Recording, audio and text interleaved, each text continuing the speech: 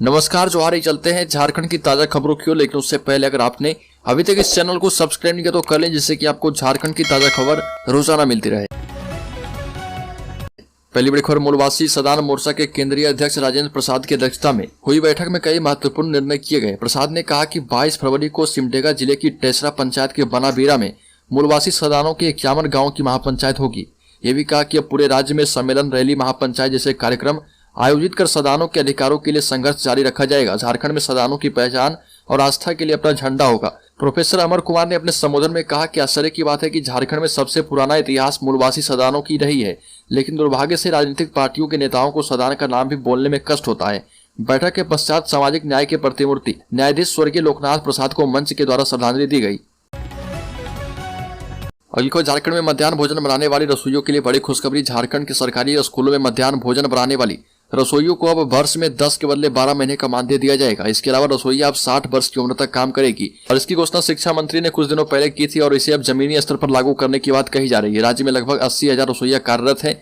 रसोइयों के लिए सेवा शर्त रूलबुक भी बनाई जाएगी और इसकी प्रक्रिया जल्द शुरू होगी। शिक्षा मंत्री ने कहा कि रसोइया के लिए घोषणा पहले ही कर दी गई थी और अब इसे जमीनी स्तर पर लागू करने की प्रक्रिया चल रही है।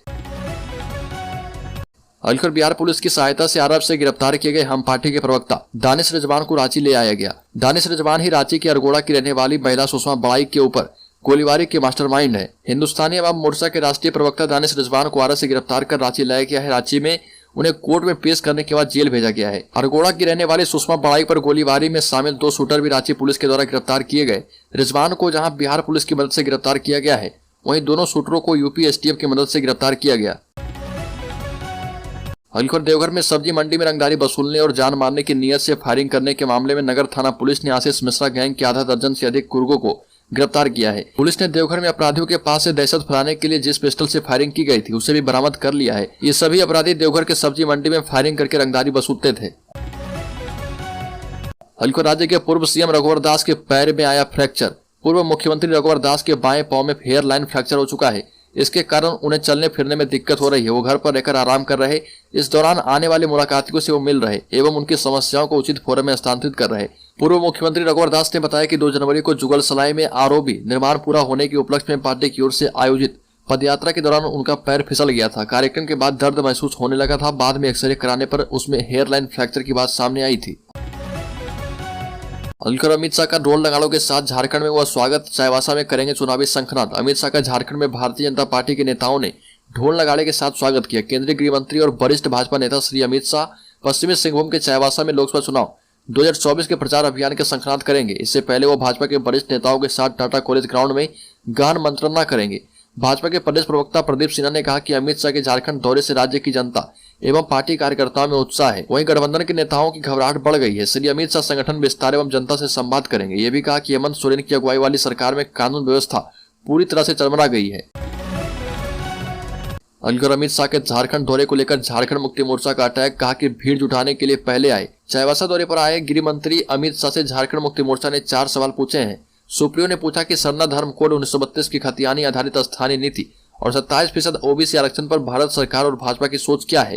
हेमंत सरकार के उपरोक्त तीनों प्रस्तावों को क्या आगामी बजट सत्र 2023 में समायोजित किया जाएगा या नहीं, और किस परिस्थिति में आखिर जैन धर्म के सर्वोच्च पवित्र स्थल पारसनाथ को इको टूरिज्म सेक्टर के रूप में चिन्हित किया गया।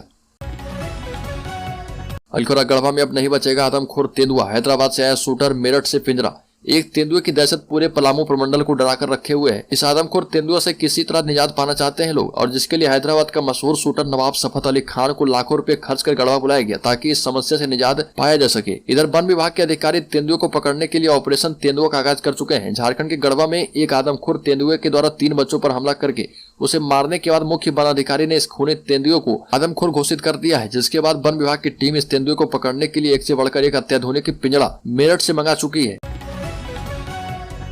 अलखोर, झारखंड मुक्ति मोर्चा विधायक का दावा आदिवासियों का है समेत शिखर, दी बड़े आंदोलन की चेतावनी। समेत शिखर विवाद के बीच अब झारखंड मुक्ति मोर्चा के बोरियो विधायक लोबिन हेम्ब्रम ने दावा किया कि पारसनाथ पर्वत शुरू से ही आदिवासियों की भूमि रही है। अगर जैन समुदाय समेत शिखर पर अपना मालिकाना हक जताता है तो इसे स्वीकार नहीं किया जाएगा। पूरे देश के आदिवासी इसका विरोध करेंगे। अलखर, सिपाही बहाली मामले में सुप्रीम कोर्ट से झारखंड सरकार और झारखंड स्टाफ सिलेक्शन कमीशन को नोटिस। सुप्रीम कोर्ट ने वर्ष 2015 में शुरू हुई सिपाही बहाली में रिक्त रह गई सीटों पर नियुक्ति के मामले में दायर स्पेशल लीव पिटीशन एसएलपी पर सुनवाई करते हुए झारखंड सरकार और जेएसएससी को नोटिस जारी किया है। कोर्ट ने पूछा कि क्षैतिज आरक्षण से संबंधित रिक्त रह गई सीटों पर नियुक्ति क्यों नहीं की गई, क्यों नहीं एसएलपी को स्वीकार किया जाए। जस्टिस अनिरुद्ध बोस एवं जस्टिस सुधांशु धुलिया की खंडपीठ ने इस मामले की सुनवाई की। अब झारखंड के शिक्षक एवं कर्मचारियों को सीधे बैंक खाते में भेजी जाएगी अनुदान की राशि। रूल बुक में होगा बदलाव। झारखंड के वित्तरहित स्कूल एवं कॉलेज के शिक्षक और कर्मचारियों के बैंक खाते में सीधे अनुदान राशि भेजी जाएगी।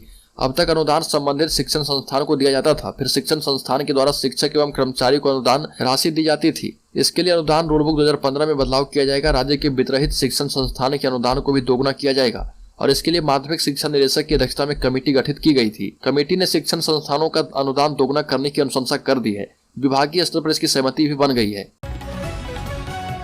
हलकर समेत शिखर विवाद में अब झारखंड मुक्ति मोर्चा के बोरियो विधायक लोबिन हेम्ब्रम की एंट्री के बाद और भी बवाल बढ़ गया।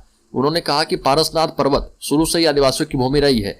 अगर जैन समुदाय समेत शिखर पर अपना मालिकाना हक जताएगा, इसे स्वीकार नहीं किया जाएगा। पूरे देश के आदिवासी इसका विरोध करेंगे। यह भी कहा कि पारसनाथ की पहाड़ियों में आदिवासियों के अधिकारों को बहाल करने के लिए झारखंड के मुख्यमंत्री को 25 जनवरी तक का समय देंगे, अन्यथा हम 30 जनवरी को लिहातू और 2 फरवरी को भोगनाडीह जाएंगे और अपने अधिकारों की मांग के लिए उपवास रखेंगे।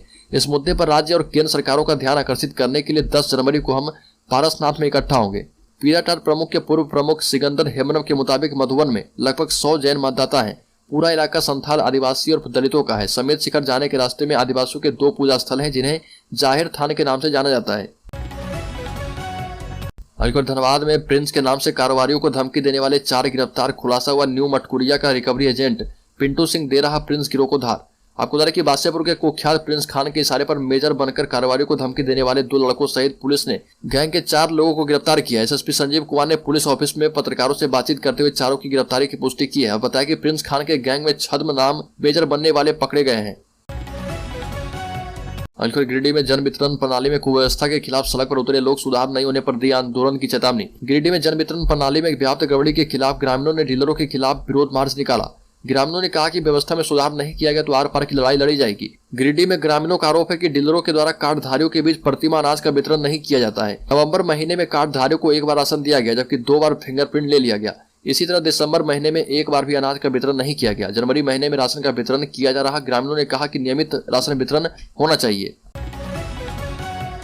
झारखंड के चाईबासा में सीआरपीएफ जवान ने की आत्महत्या। झारखंड के चाईबासा जिले के गोयलकेरा थाने के आरहासा गांव स्थित केंद्रीय रिजर्व पुलिस बल की 60वीं बटालियन के शिविर में तैनात जवान अमित कुमार सिंह ने अपनी AK-47 राइफल से खुद को गोली मारकर आत्महत्या कर ली। अधिकारियों ने बताया कि गुरुवार रात संतरी ड्यूटी पर तैनात जवान अमित कुमार सिंह ने पहले हवा में 7 गोलियां चलाई और फिर 8वीं गोली खुद को मारकर आत्महत्या कर ली।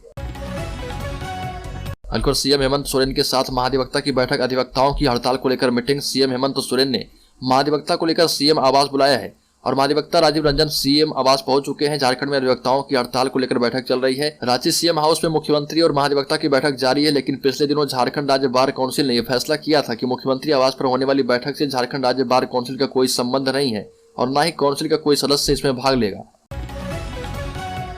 बिहार झारखंड का मोस्ट वांटेड 18 लाख का इनामी रीजनल कमांडर विनय यादव समेत 3 नक्सलियों से एनआईए पूछताछ कर रही है। विनय यादव पर 10 जवानों की हत्या करने का आरोप है। एनआईए जिन नक्सलियों से पूछताछ कर रही है, जिसमें विनय यादव उर्फ मुराद जी नवल भुइयां और जिलेबिया यादव शामिल है। नक्सली विनय यादव ने वर्ष 2016 में बाकी बाजार थाना क्षेत्र में डुमरी नाला के पास सुनियोजित तरीके से अभियान से लौट रहे सुरक्षा बलों पर आईडी ब्लास्ट करने के बाद फायरिंग की थी, जिसमें सुरक्षा बलों के जवानों को काफी नुकसान पहुंचा था और कोबरा बाहिनी के 10 जवान शहीद हो गए थे।